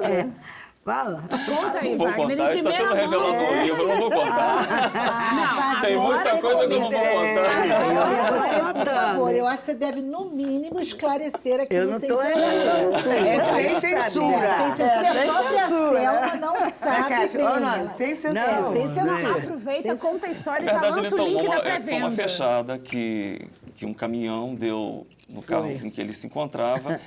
Ele desceu do carro e há uma divergência quanto a essa narrativa. Uns dizem que ele sacou de uma arma e deu tiros contra os pneus do caminhão. Outros dizem que não, que ele simplesmente foi tirar uma satisfação. E aí, Candeia, enfim, né, fortão,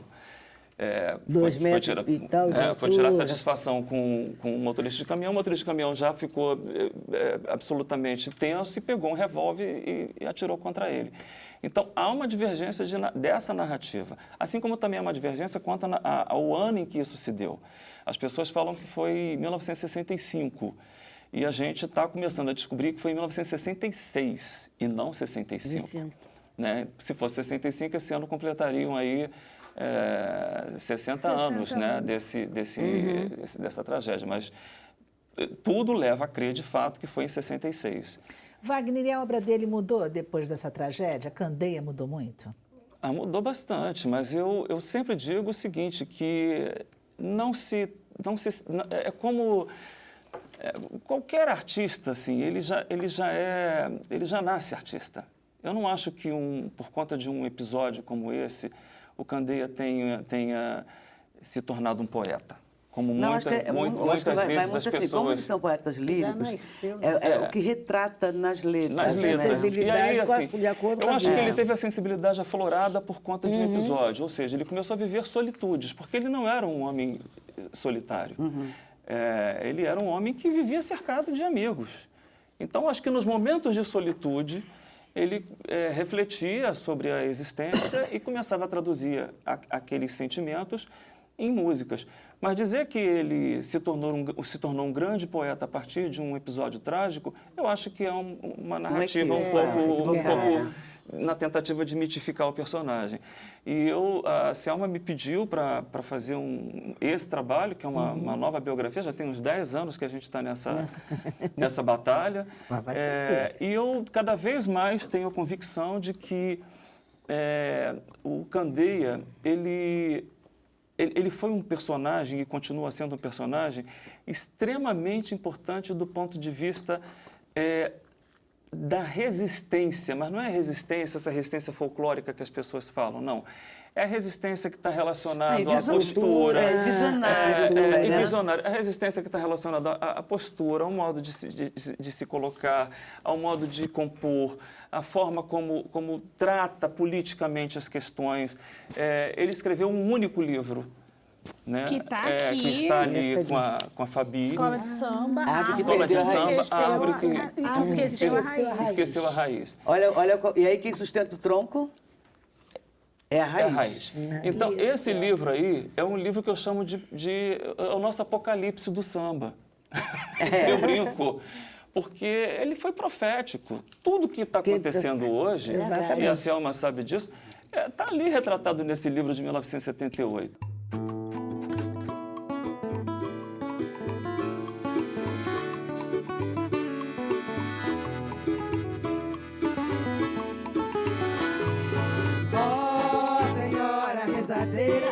Rezadeira, ó, rezadeira, senhora, minha senhora, ó, senhora, rezadeira, rezadeira, ó, rezadeira, senhora, senhora, rezadeira, reze uma prece com fé, pra que a raça brasileira esteja sempre de pé, reze pra que o nosso povo viva sempre a liberdade, construa um mundo novo, cheio de felicidade. Eu falei, ó senhora, rezadeira, rezadeira, ó, rezadeira, senhora, minha senhora, ó, senhora, rezadeira, rezadeira, ó, rezadeira, senhora, senhora, rezadeira, reze uma prece com fé, pra que a raça brasileira esteja sempre de pé, reze pra que o nosso povo viva sempre a liberdade e construa um mundo novo, cheio de felicidade. Eu falei, ó senhora, rezadeira, ó, rezadeira, senhora, minha senhora. Vamos para Clementina de Jesus com você, Vera, que tem uma história, a gente ouviu bastante de Cartola, falamos de Candeia. Queria que você voltasse um pouquinho no tempo com a Clementina. Ela era Rainha Quelé, Rainha Ginga, ela era a Tina, vários nomes, não é? E uma história belíssima que eu queria que você falasse. Então, a vovó, como eu já disse antes, ela sempre cantou, né? Ali lavando roupa com a mãe, com a avó. Aí elas vieram embora para o Rio de Janeiro, né? A mãe, o Pedro, a minha avó e a mãe dela. Vieram morar em Jacarepaguá. Aí depois de um certo tempo, o pai dela veio a falecer e elas foram morar em Oswaldo Cruz. A mãe dela tinha que trabalhar, né? Então colocou ela no colégio semi-interno, que era o Colégio Santo Antônio, ali em Oswaldo Cruz. E depois ela foi crescendo, ficando mocinha, e começou a cantarolar por ali, por entorno ali de Madureira, né? Oswaldo Cruz. Ela participou do coral do João Cartolinha, né? Que ele tinha um coral, então ele ouviu ela cantando e gostou dela e a convidou para poder dar aula, assim, ajudar as meninas, né? Ser diretora ali do coral ali do babado ali, né? E a vovó adorou, de pronto aceitou. E aí começou a convidar ela para ir. Vamos ali, Clementina, cantar ali com o pessoal. Vamos ali, vamos acolá. Aí um belo dia, ela foi convidada para uma festa lá no Morro de Mangueira. Porque até então a vovó era portelense, né? Ela fez parte de toda a história, né? Um pouquinho da história da Portela, com o Paulo da Portela e outros mais. E aí foi para Mangueira, né? Para tal festa. Quando chega lá na festa, ela encontra o meu avô, Albino Pé Grande. Que era um homem assim, alto assim, que nem o Wagner. Um brancão, altão. Seu pé grande, velho? Aí, então, aí se apaixonaram-se de imediato. Olha, a gente tem imagem, porque agora ficamos todos curiosos. Vamos ver quem é o Albino Pegrande? Bem apanhado. Olha o olhar de um pro outro, gente. Olha, que bonitinho. A Vera, é legal explicar essa coisa da cor da casa, né, também. Também, eu vou falar. Diga, Selma. Diga, Vera, desculpe, diga. Então, aí se apaixonaram de imediato. Aí, mas a vovó era durona, né? Já tinha uma filha já, né? Menina e tal. Aí ele não resistiu, ficou olhando para ela, olhando, mas não resistiu. Aí falou, olha, eu gostei muito de você. Eu queria namorar com você. Vovó. Que isso, sujeito? Ela falava assim, que isso, sujeito? Eu sou uma mulher, tenho uma filha, sou uma mulher responsável. Ele, não, mas eu gostei de você. Tu trabalha? Ele, não. Então eu vou arrumar um trabalho primeiro e depois venha falar comigo. Foi direto ao ponto. Ela era direta. Aí, então, passou um tempo, né? Ele correu para arrumar um trabalho em qualquer coisa que ele queria. Ele ia trabalhar. Lá no Cais do Porto. Aí ele foi trabalhar lá. Aí um belo dia eles se reencontram de novo, tá? Aquele papinho lá, papinho cá. Aí ela fala, e aí o trabalho? Ele, já estou trabalhando. Já estou trabalhando. Já posso namorar. De carteira assinada, já posso namorar. Ela, então tá bom. Aí ele falou assim, mas tem um detalhe. Ela falou, o quê? Onde vai a corda, vai a caçamba. Eu sei que você está lá pelo meio de Portela lá, mas agora a gente vai casar, você tem que estar onde eu estou. Ela, mas pé grande. Não tem nada de pé grande, tem que vir, né? Aí ela foi para Mangueira.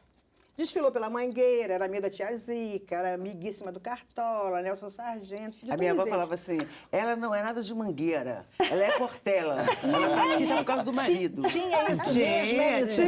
Tinha. A gente tem foto, hein, Fabi? A gente tem foto deles. Vamos dar uma olhadinha. Tem foto dela com Cartola. Olha lá. Eles eram muito amigos. Olha que lindo. Ou seja, olha lá. Da Banda de Ipanema. A Banda de Ipanema com Cartola, lá, Dona Zica, Clementina. Tem uma que ela tá com candeia também, né? Tem. Uma foto dessa. Gente, e aí ela ficou meio assim, ela era Portela de coração, mas é outro coração, né? Outro da coração, paixão. o amor, né? Levou ela pra Mangueira. Pra Mangueira. Aí lá ela desfilou, fez muita amizade e tal, foi muito bem recebida e também ela interagiu com todo mundo. Ela é uma pessoa magnífica, sabe? E também tem essa historinha também, igual, eu acho que as mulheres de antigamente eram assim, né? Ela criou vários filhos também, sabe? Deu vários filhos. E ela que, tipo assim, ela fala assim, tem uma entrevista que ela fala, que tá até o meu nome, meu Deus do céu, ai, meu Deus, me deu um branco. Cabral. Isso. Sérgio Cabral Pai. Sérgio Cabral Pai. Ela está conversando com ele, tá? Ela fala, olha, o pé grande, na rua, ele é brabo. Mas dentro de casa, meu filho, é cafezinho na cama. Porque lá quem pia sou eu. Mas era verdade. E outro detalhe, que eu nunca vi os dois brigarem. Se brigavam, eles escondidinho no cantinho deles. E era uma parceria sem igual. Era muito agarrado um com o outro, muito parceiro. E, tipo assim, quando tomamos bilicuticos, né, como ela fala, né, depois do desfile, então alguma roda de samba, vinha um sustentando o outro, né, porque era aquela... Eles eram parceiros. Era corda e a caçamba. Era corda e a caçamba, eram muito parceiros. E é uma coisa bacana que em casa, a gente também age assim, a gente é muito amigo um do outro, sabe, os irmãos, a minha mãe também, a gente era muito amigo, muito chegado. Eu acho que somos muito chegados, né? E que a minha mãe também. Eu acho que foi essa criação, ver eles como se tratavam, né? Essa amizade, esse respeito. Aí isso surgiu essa família, né? Da Clementina de Jesus e Verinha, que está seguindo os passos dela com uma honra, com muito orgulho. A convite da Nilcemar, o grupo Matriarcas do Samba. Ô Vera, e você, quando você fala isso tudo, e a gente vê que é com um orgulho imenso, e tem que ter mesmo. Um orgulho, como é que é para você levar o nome de Clementina? Você fala que você está representando, né? Junto no Matriarcas. Eu imagino que não é só a história, né? É algo muito maior do que isso. Olha, quando eu nasci prematura, um ratinho. Então, aí eu dormia em cima da barriga da vovó. Começa daí, né? Esse afeto, essa coisa, esse... Aí depois cresço e hoje em dia, há tempos atrás, né, eu já cito isso, ela é minha musa inspiradora. Através dela tudo acontece na minha vida através dela. Clementina é o meu alicerce. Clementina é o chão que eu piso, sabe? É tudo de bom na minha vida. Tudo que eu faço, eu canto, é tudo em prol dela. Se eu vou cantar em algum lugar, eu nunca peço para ninguém. Mas eu peço, benção, avó. Qualquer lugar que eu vou cantar, é comigo mesmo, né? Benção, avó. E sempre eu vou agradecer ela pro resto da minha vida. Isso. Até me emocionei. A gente estava falando de França, né? E aí eu lembrei agora de uma coisa super interessante.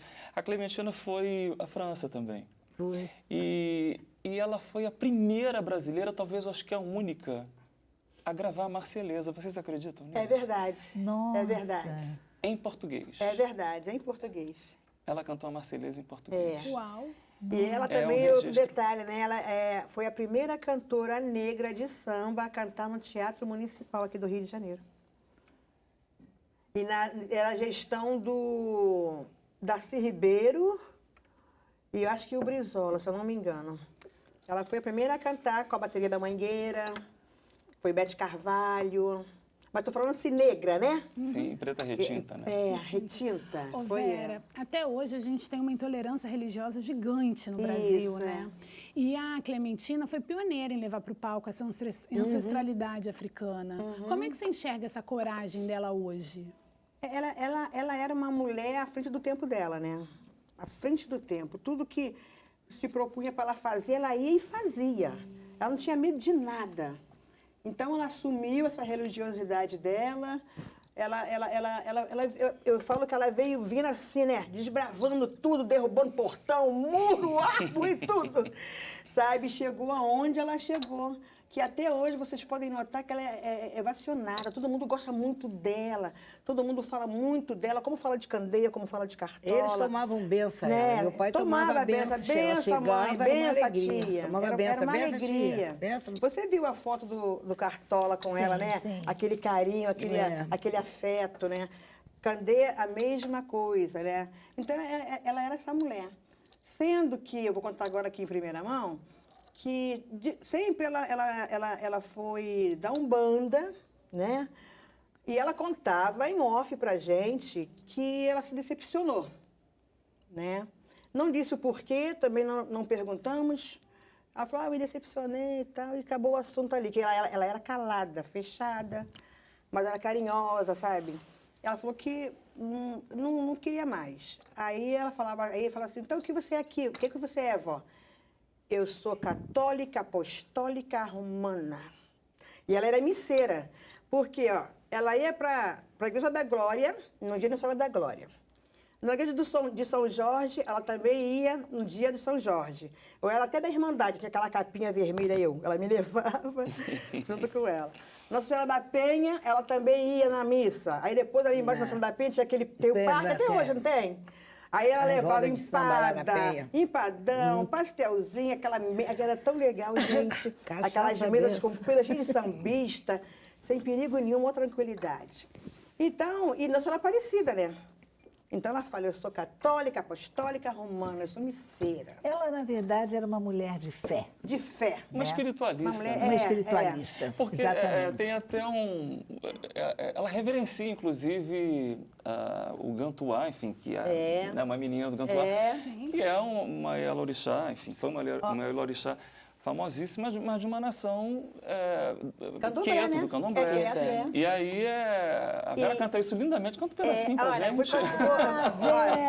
Vera, agora tem que fazer. Ai, faz, por favor. Embala eu, canta. Por favor. Olha, tem uma embala eu, menininha do Gantuá, me embala pra lá, me embala pra cá. Menininha do Gantuá, embala eu,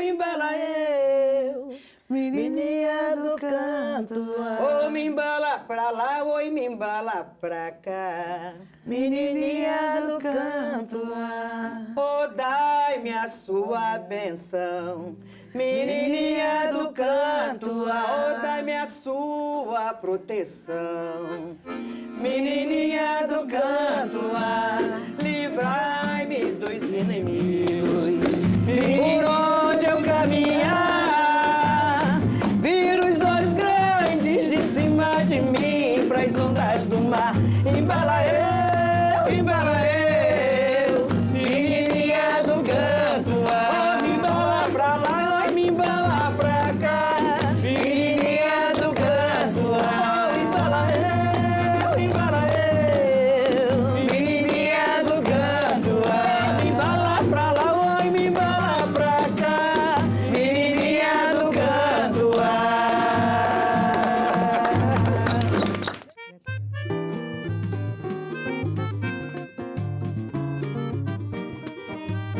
venham dançar com a gente.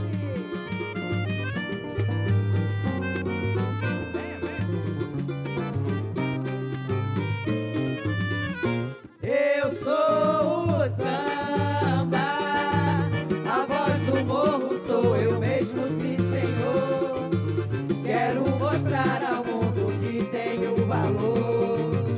Eu sou o rei dos guerreiros, eu sou o samba. Sou natural aqui do Rio de Janeiro. Sou eu quem leva a alegria para milhões de corações brasileiros. Mais um samba, queremos samba. Quem está pedindo é a voz do povo de um país. Oi, pelo samba, vamos cantando esta melodia de um Brasil feliz. Eu sou o samba, a voz do morro sou eu mesmo, sim, senhor. Quero mostrar ao mundo que tenho valor. Eu sou o rei dos guerreiros, eu sou o samba. Sou natural aqui do Rio de Janeiro. Sou eu quem leva a alegria para milhões, oh, para milhões de corações brasileiros. Mais um samba, queremos samba.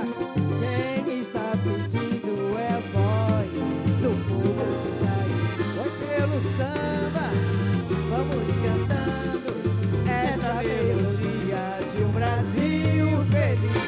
Eu sou o samba, obrigado, senhor, até a próxima, sim, senhor. Quero mostrar ao mundo que tenho valor. Sabe, maestro Ramon? Eu sou o rei dos guerreiros, eu sou o samba. Sou natural aqui do Rio de Janeiro. Sou eu quem leva a alegria para milhões, oh, para milhões de corações brasileiros. Para milhões de corações brasileiros. Para milhões de corações brasileiros.